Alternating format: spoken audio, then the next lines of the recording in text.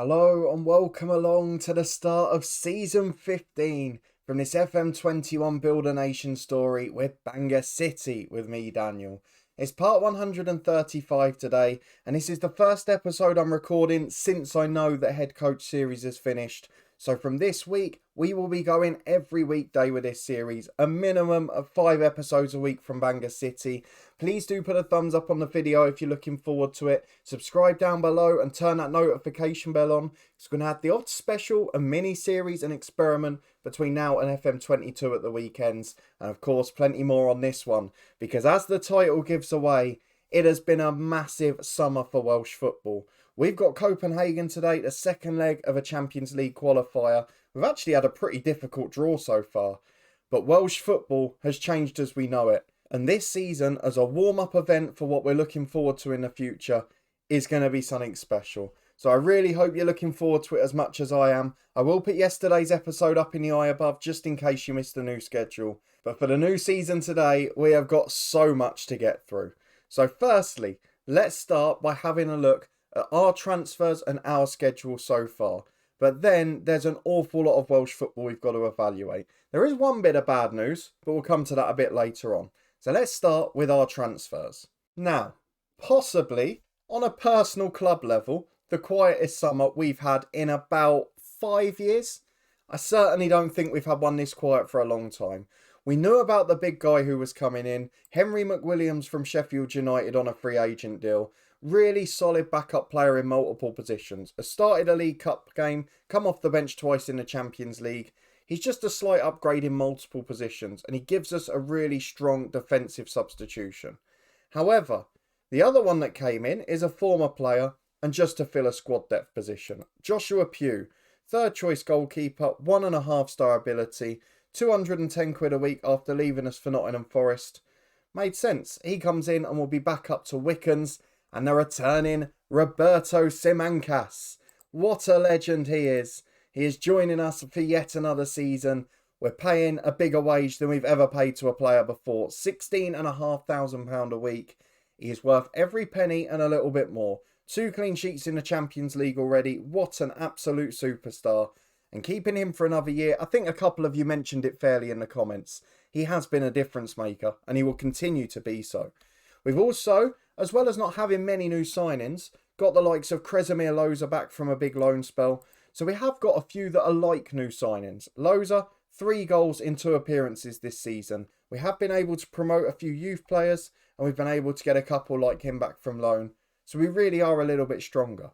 What we've also been able to do though, is sell some of our fringe players for pretty decent money and get a few out on loan to other teams in the nation. So I'm not going to run through all of the loan deals, but Alex Clark, who made quite a few appearances last season, has gone to Bala for a year. Yolo Maxwell, who came back from Bala, is going to Aberystwyth. Going a bit further down, Ashworth and Sam Martin, who's a prospect, have both gone to Barrytown United again. Kai Owen to Colwyn Bay. Jack Vale, 1 season with us, had injury problems, really struggled physically. He's a Welsh international superstar. He's gone to Atalanta. One of our poorer youngsters has gone to Newport County as an under-18, which is a bit odd. And then our 2 backup emergency midfielders we got last year, Ifan Lloyd and Billy Folkes. Neither of them really worked out because they were both a little injury prone. We've now got McWilliams as an extra who can play in midfield. We've obviously got extra options in terms of good youth players as well. So Ifan Lloyd goes to Scunthorpe, great deal for us, 215 grand just after signing him on a free. And the same for Cambridge with Billy Folkes, 120 grand altogether. Certainly worth it. They're both 28 as well. It just made perfect sense.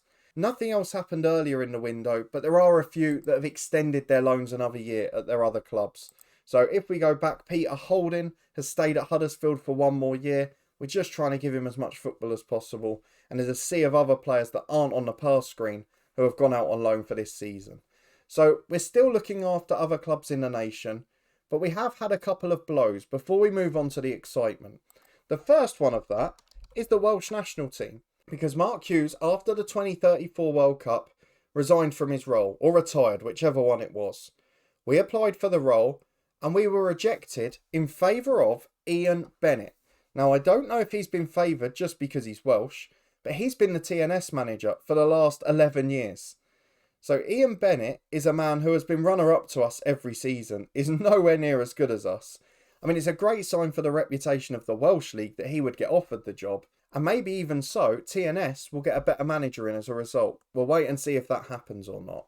The other big progress you'll be able to see from this screen, before we get to the other little negative, is that the Welsh Premier League has now gone up to 3-star reputation as a competition, which is a pretty incredible effort really. We've moved up alongside the likes of the Norwegian League, in terms of the Swedish League, Scandinavia, the Bundesliga 2, Serie A. We're really flying. We're above the Spanish second division in theory. So there's certainly progress on that front, and it's made a big difference to a few teams within the nation. Now, one thing that's going to hold us back very slightly is we mentioned those changes to the coefficient in Europe. If we could get in the top 15, it would change things forever. We're right, because we have got into the top 15, and it is going to change things forever. However, as we feared in the last episode, this change on the screen here does not take place until next season. So this year, we're still with our normal service. Next year, we'll get the big moment of progress. So what I'm going to try and do in terms of this season is get through it a little bit quicker. Get through the episodes, fly through them, and hopefully we can get to next season and see the other clubs compete in Europe. But in the meantime, there's still plenty of excitement about. Because if I go to the Welsh Premier League, you'll remember I was a little bit upset that Haverfordwest went down because they were one of the professional sides. Of course, Newtown came up and softened the blow because they were professional, as were Kefn Druids, who have got a decent little side as well. They're professional. But we have had a big summer because Barrytown United turned professional. Massive, massive moment. I don't know what caused it. I really don't. They have had a disappointing start in Europe, got an awful draw against a side from the Czech Republic. And although they won the second leg with Noah Daly getting the winner, they have lost overall. So unfortunately, Barrytown United not getting too much European money this year. However, they have made some big signings, which we'll talk about in a minute. But as well as what's happened with Barrytown United, Colwyn Bay, who failed to get into Europe, Cardiff Met Uni won the playoffs, have also turned professional. So Colwyn Bay now a pro side as well. What that means with the two promoted sides, the two new pro sides, us and TNS, half of the Welsh League is now professional, officially. Big, big moment. And next year, we're going to have 5 teams instead of 4 in Europe and 2 almost guaranteed group stage football and £2.5 million. We're on the verge of something very special. And I'm finally saying that with an action to follow as well. So let's have a look at Cardiff Met Uni because they've done remarkably in Europe and they've got a very good side as well, which explains it. They won 1-0 away at Helsingborgs and got a 1-1 draw at home to the Swedish side in the second leg. Paul Roberts, a brilliant young striker for them in fact. They also followed that up with a first leg draw away at Dundee, a former head coach club of ours this season in the Scottish Premiership. That's a massive draw. If they can win it at home, that'd be a big, big shock. And it would put them in the playoff, one tie from qualification. TNS have done exactly the same thing. They got through with back-to-back 2-0 wins against FC Lahti. Of course, their coefficient is improving. It's a little bit easier for them in the first game. 2-0 win on the road, 2-0 win at home. Good striker they've got there to talk about. And then at home to Lugano, a very good Swiss side. Venados back from injury got a goal. They're in the tie. They've got an opportunity this midweek. So that is all extremely exciting. What's also very exciting is the Welsh transfer window. Because with those sides turning pro, with Cardiff Met Uni flying in Europe, we're starting to see a real decent standard of players come in. So let's take you through some of the superstars. And in fact, we might even do it club by club because that will probably make it a bit easier to understand. However, one of the things we have got to note, lots of paid transfers, albeit tiny fees, being paid by Welsh Premier League clubs. All of the professional ones, that is. So let's go and skip ahead. We'll start with TNS. They have signed this season 2 players for a fee, 1 on loan, 1 on a permanent deal, and then 3 other youngsters as well. So Owen Davis Hughes is a youngster that was at us. Warren Bell, we've loaned him a couple of times. Very good midfielder at this level. Kean Peters, excellent left winger. Certainly a very good standard for this league. But look at the man who scored the 2 goals against Lahti. Kelechi Abubakar from QPR. They've paid £6,000 for him. Yes, he's not the best finisher as a striker, but he's a quality footballer and he's going to be a massive hit for them. So I'm really pleased they've signed him. And then Seamus McGowan on loan from Leeds. What a player the left back is. Excellent at 21 years of age. Irish under 21 international. It's a real step up in standard. Let's move on through the rest of the league. Aberystwyth have not been quite so big, but the talent is filtering down the league. So Reese Heath, who's played for TNS and for Barrytown United, very solid left back, is now playing for a side expected to finish mid-table. Rodri Easter has also joined from Barrytown United, albeit not quite so good. We look at Airbus, again, bringing in players from Barry and a few that have played in England before as well, albeit no massive ones. Barlowtown have got Alex Clark from us. That's a pretty big signing by their standards. Barrytown United going massive. They've turned pro. They're signing big players. They've got the 2 youngsters on loan from us. Now they've signed loads of players on free agent deals and paid some transfers too. So McMinamy, one of our former youngsters, a good player. Hayden Hackney, experienced Englishman. Camille Logan, experienced Scottish fullback. Matt Donnelly, solid young defensive midfielder from England, and they can improve him with training now as a full-time side. And then 5 permanent additions as well with transfer fees. Jimmy Murphy, good centre-half from Rotherham. David King, decent centre midfielder from Accrington. Craig Nichols from Wrexham, a good winger and striker. David Carter from Darlington, Welsh winger, electric quick, good crosser of the ball. And Dave Anderson from Bradford City, a solid left back. It's such a step up in standard. They're going and buying players from League 2, from League 1 and the National League. It's what we've been waiting years for. I'm so excited about it. Cardiff Met Uni have been massive. Paul Roberts we mentioned, what a striker addition. One of the best in the league. Dan Hodgson, brilliant centre midfielder. To put it into perspective, he's been starting for Wigan the last season. He's now coming to play in the Welsh Premier League for an amateur club. Ryan Hughes is one of our former youngsters. Played for Chester in England for a few years. He's now come back for Cardiff Met Uni. Matthew Dennis went from TNS, a good experienced pro. Curtis Quick, decent centre midfielder again, technically quite good. And Terry Taylor, very good experienced midfielder. 2 caps for the Welsh international team. And he's coming back to help them out after 116 appearances for Coventry. Played a full season for them in League 1 last year. They paid £2 million for him 3 years ago. And now he's playing for Cardiff Met Uni. It is a massive step up for Welsh football. But we're going to get into the Copenhagen match. Let's see how our season has started on the pitch. We started actually with a tough tie against Romanian opposition in a Champions League. To put it into perspective, their key striker, good enough to play for us. Stefan Matai came from here last season and has been a first teamer for us since. But we managed to beat them pretty comfortably. 4-1 on the road after an awful start. A red card helped us out, got us a 4th late on. Kresimir Loza's first goal back for us. But Kelly and a Gould brace before that had pretty much got us the away win anyway. A 5-0 win followed at home. Jones, Gordon, Walters, Reyes and Weaver all getting 1 apiece. Another red card late on for the Romanians. In the first leg against Copenhagen, it was actually quite a close game. A really tough draw for the 3rd qualifying round. We were 2-0 up and we had a few chances against us late on. It could have been 2-1. That crucial away goal could have made it tense tonight. But Tom Jones got a 92nd minute goal on the break after Walters and Gordon had 1 apiece. And it's just made it that little bit more comfortable going into this one. No scares in the League Cup either. Strom and Loza got a brace each for the backup side. So now away to Copenhagen we go. A massive game. Of course, we mentioned that Ian Bennett left TNS to take on the Wales job. He's been replaced by Jordan Willis, former Sunderland and Coventry defender. He's actually a better manager in terms of rating. Has been at Hereford and Dover prior to this stint. But is a good manager. He's got decent attributes. He's got a good knowledge of the English game. And I hope he's going to help improve them, particularly in Europe. We'll find out the answer to that in the next episode. But let's get into our match against Copenhagen. We've had a very exciting summer, but we've still got to think about on the pitch. We want to get through this season fairly quickly. We want to enjoy next season when we've got other sides supporting us. But for now, let's get through this one and make sure we complete the job. We've got to reach the playoff or all of this becomes irrelevant very quickly.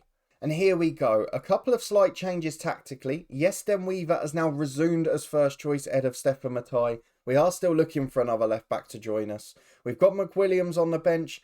We've tempted to go for Loza and McKinnon. I do wonder though, away from home in Europe, with Broome having a knock as well, do we bring Price in and go for the extra midfielder? I think we do.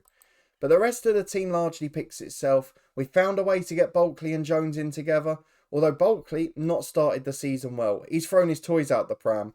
Probably understandably. We rejected a bid from Manchester United for him.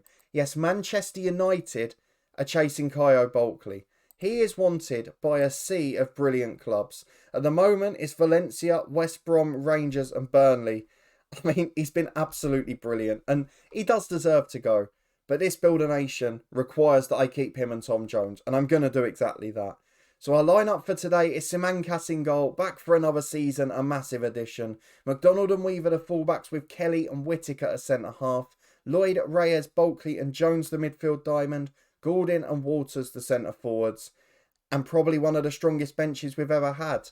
It's not been a busy summer, it's not been a big summer. But McWilliams just gives us that bit more strength in depth. And that should really be crucial tonight. Let's go and see if we can complete the job. Okay, a pretty good Copenhagen team, similar to the one they played against us in the first leg. We're going to tell the lads that we need them to focus and go out and win this one. Through the tunnel interview we go. We head to Denmark for a very big game.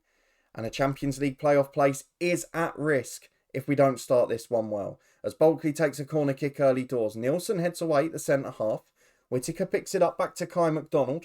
Hopefully we can find our way forward. A long ball into the box is a brilliant one. I thought he was going to go down the line and then try and cross it. It's a brilliant diagonal ball. Walters so composed rounds the keeper. Him and Gordon, I've decided, they're my permanent players. They're going to be here forever. Let's get them in a first team. And they have started like a house on fire together. And we've got that away goal now, which means Copenhagen need 5. And surely as a result we're through. As Bulkley picks it up in the middle again. Skins 2 men. His footwork hasn't got any worse. Through to Lloyd Golding. Beats his man. This is a dismantling of a very good side again. Copenhagen 0. Bangor City 2. In 2 minutes and 10 seconds. Now they need 6 to get through in this tie. And we can enjoy Champions League playoff football again.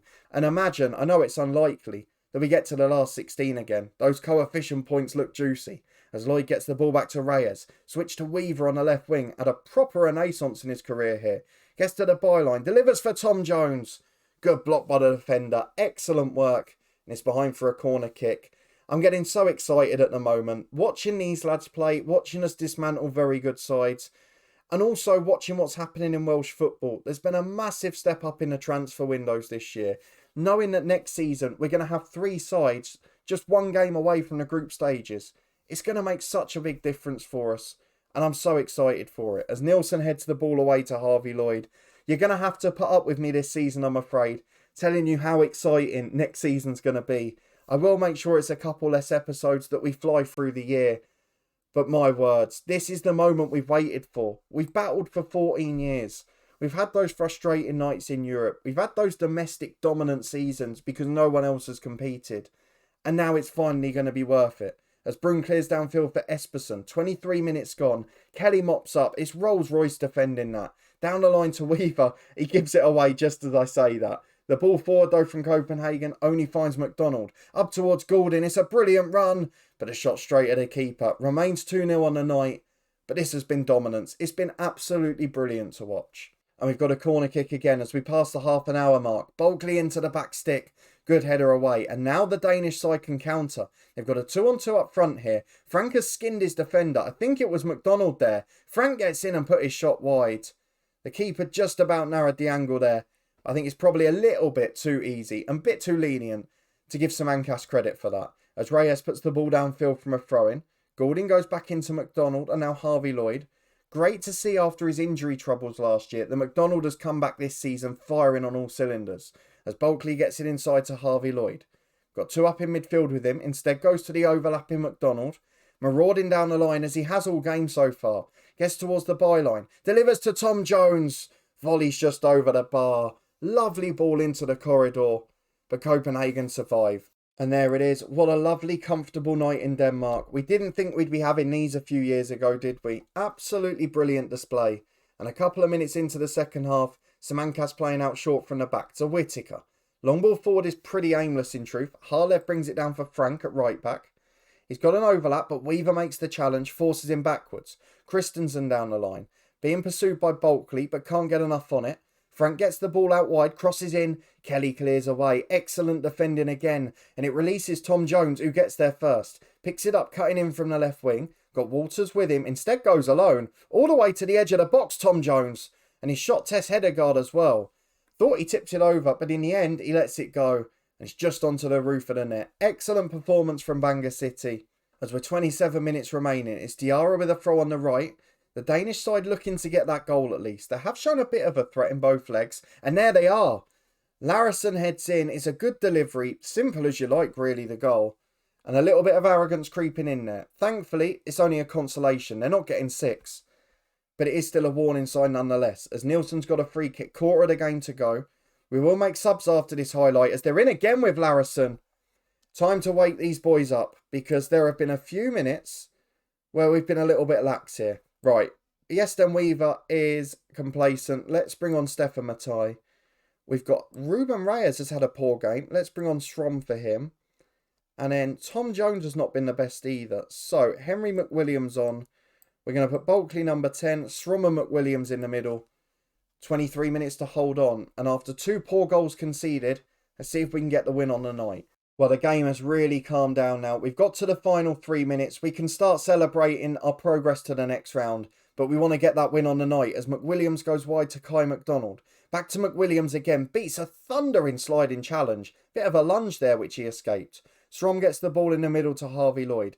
Come on, get us that extra quarter of a point.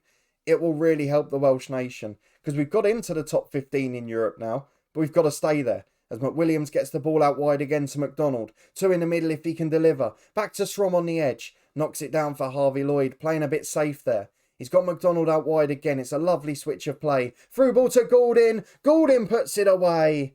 But it's disallowed for offside. VAR will confirm it. But that's unfortunate because in truth, we really did deserve the winner. It's been a brilliant display over the 2 legs. We did all the work at home. And getting that 3rd goal late on made such a difference. Although, they are threatening to win this on the night, Copenhagen. Brum picks the ball up in the middle. He's got a chance to switch it to the left, though Kai McDonald will knock it back. Excellent work to get it to Simancas. To be fair, the keeper's not had the best game. The boys' morale is on the floor for some reason. Don't know what the assistant said. As the long ball forward's cleared away to Brunt, and now Diarra. He charges down the right wing.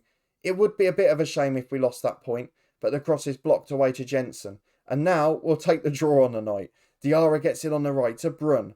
Crosses in early. Larison's there. Completes his hat-trick, does he? No. Offside flag saves us. He's been a threat, that kid. I don't know what position he plays, but we're definitely going to go and scout him.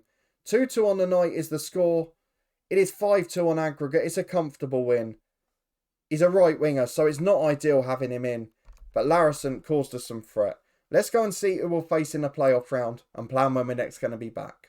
Okay, we face Legia Warsaw in a playoff for the Champions League. A very good side, actually. They've got loads of quality youngsters that have come through that are now international players. Lots of them good attackers as well, which is a little bit scary. A couple of good experienced defenders that have found their way to the league now too. So it's going to be a stern test. I don't want to show it if we can avoid it. If we do well in the first leg, happy days, we'll just crack on. If we're in any doubt in the second leg or we're in big trouble, then we'll come back and show you the second one of that because it could link up with deadline day nicely. But the plan is, with what's happening in the Welsh League, I'd like to get through the season quicker if possible. So if all's gone well after the home leg and it looks like it might be plain sailing, we'll then come back for our first Champions League group stage match, depending of course on what group we get and what opponents we get. But one of those games will be the next. It will definitely be European matches that are the focus this season. But let me know in the comments what you thought of all of that. Teams turning pro, teams doing well in Europe. New changes, Cardiff Met Uni going big on fantastic signings. And the fact that next year we know that those sides are going to be in Europe now and with a real chance at group stage football. I can't explain how excited I am. We've waited over a decade for this. If you're looking forward to seeing the rest of the season and you did enjoy this episode, please do put a thumbs up on the video. Subscribe down below for daily videos from this story every weekday at 3:30, as well as some specials over the weekends as well. We've also started our watch-along football streams for the 21-22 season on Twitch. They're in the eye above, so please do come and follow us over there. And a massive thank you for watching, for supporting the channel as always. It is greatly appreciated. And I'll see you next time for more European football with Bangor City as the Welsh League continues to become more reputable. I'll see you there.